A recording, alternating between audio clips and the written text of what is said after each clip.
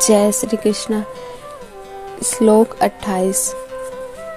जो व्यक्ति भक्ति मार्ग स्वीकार करता है वह वेद्या धन दान दार्शनिक तथा सकाम कर्म करने से प्राप्त होने वाले फलों से विचलित नहीं होता। वह मात्र भक्ति करके इन समस्त फलों की प्राप्ति करता है और अंत में परम नित्य धाम को प्राप्त होता है।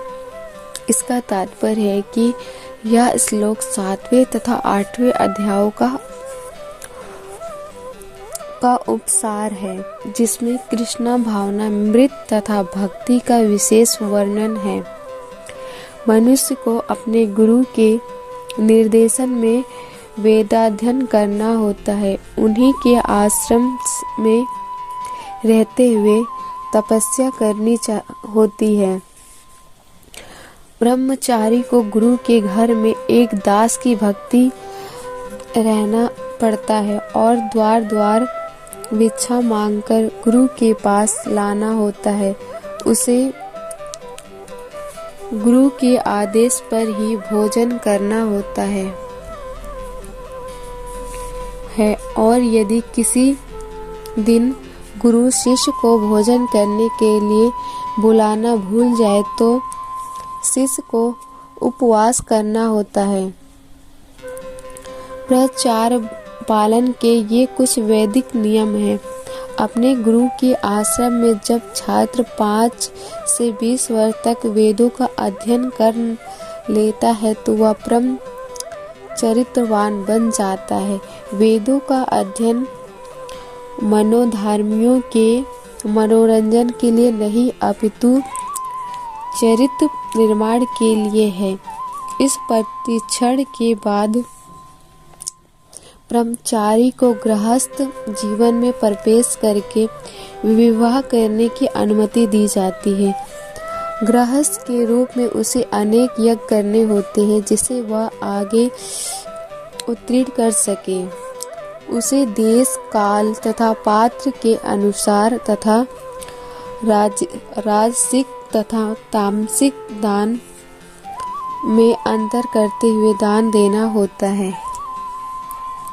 जैसा कि भगवत गीता में वर्णित है, गृहस्थ जीवन के बाद वानप्रस्थ आश्रय ग्रहण करना पड़ता है, जिसमें उसे जंगल में रहते हुए वृक्ष की छाल पहनकर तथा छोर कर्म आदि किए बिना कठिन तपस्या करनी होती है। इस प्रकार मनुष्य ब्रह्मचार्य का गृहस्थ वानप्रस्थ तथा अन्य संन्यास आश्रम का पालन करते हुए जीवन की सिद्धावस्था को प्राप्त होता है। तब इनमें से कुछ स्वर्ग लोकों को जाते हैं और यदि वे अधिक उत्तीर्ण होते हैं तो अधिक उच्च लोक को या तो निर्विशेष ब्रह्म ज्योति को या वैकुंठ लोक या कृष्ण लोक को जाते हैं।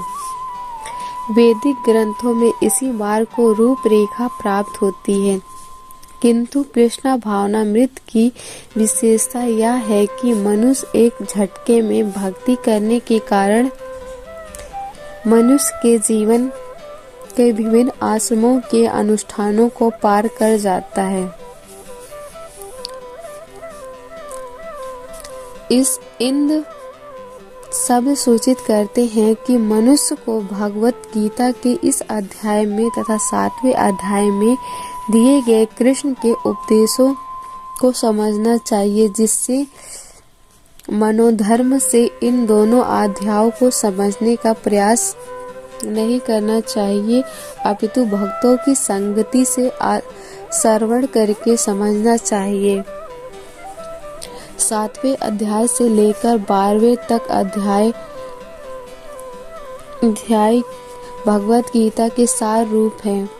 प्रथम 6 अध्याय तथा अंतिम 6 अध्याय इन मध्यवर्ती छंदों अध्यायों के लिए आवरण मात्र हैं, जिनकी सुरक्षा भगवान करते हैं। यदि कोई गीता के इन 6 अध्यायों को भक्त की संगति में भली भांति समझ लेता है तो उसका जीवन समस्त तपस्याओं, यज्ञों, दानों, चिंतनों को पार करके महिमा मंडित हो उठेगा। किंतु केवल कृष्ण भावनामृत के द्वारा इतने कर्मों का फल प्राप्त हो जाता है।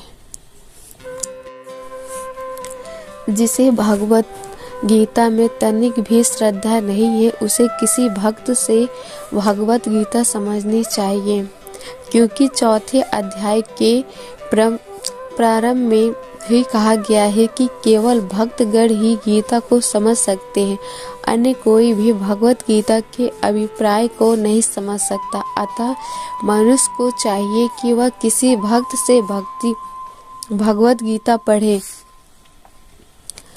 मनोधर्मियों से नहीं।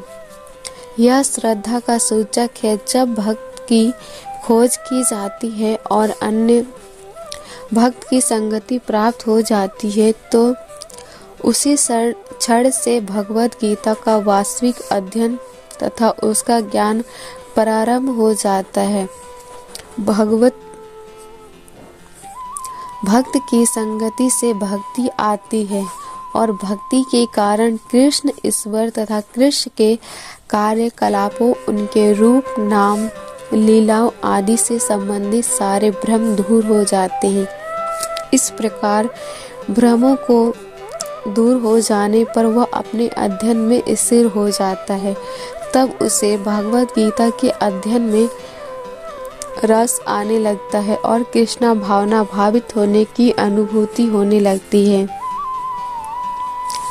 आगे बढ़ने पर वह कृष्ण के प्रेम से पूर्णतः अनुरक्त हो जाता है। यह जीवन की सर्वोच्च सिद्धि अवस्था है, जिससे भक्त कृष्ण के धाम गोलोक वृंदावन को प्राप्त होता है, जहाँ वह नित्य सुखी रहता है। इस प्रकार भगवत गीता के 8वें अध्याय भगवत प्राप्ति का भक्ति वेदांत तात्पर्य